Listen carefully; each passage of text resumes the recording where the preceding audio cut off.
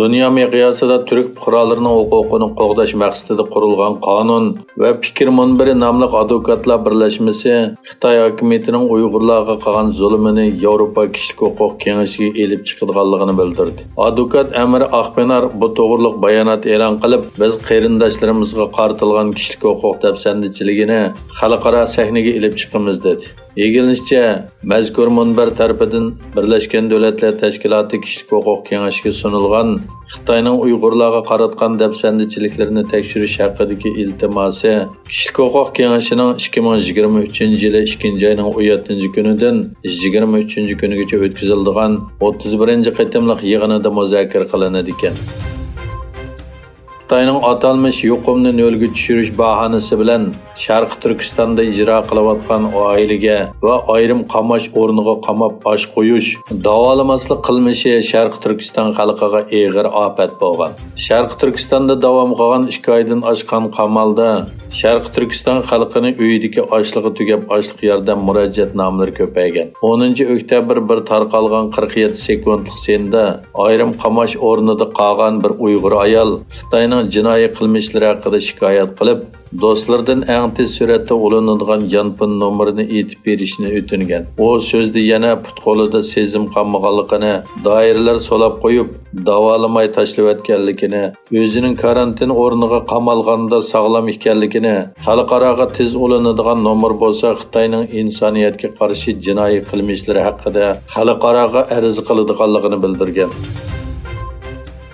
Türk tarixchisi va yozuvchi Caner Arabaci 8-asrda Andalus musulmonlari xristianlar tarafidan qirg'inchilik uchirgan edi.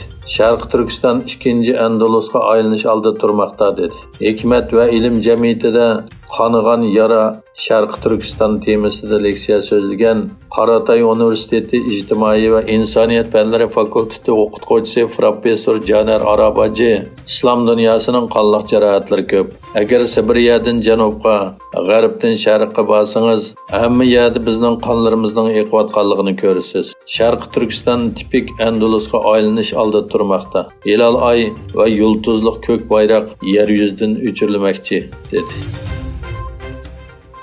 Angliya hukumati Xitoyga qattiq bo'lish siyosatidan alqib, uni Rossiyaga o'xshash cho'ng tahdid deb bekitgan. Angliya taratqullarining xabar qilishicha, Angliyaning sobiq Boris Johnson hukumati Xitoyni umumyuzlik raqib deb qarab, uningga mujmal siyosat qo'llangan bo'lsa, yangi saylangan bosh vazir Liz Truss Xitoyga texmo keskin va qattiq siyosat qo'llanish kerakligini bildirgan.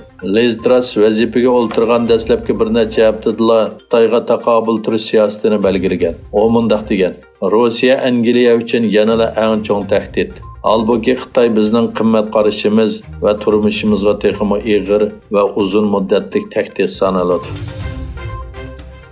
Birlashgan Davlatlar Tashkiloti Umumiy Majlisi qaror ma'qullab, 143 davlatning ovozi bilan Rossiyaning Ukraina rayonlarini o'ziga qo'shib olganligini aybladi.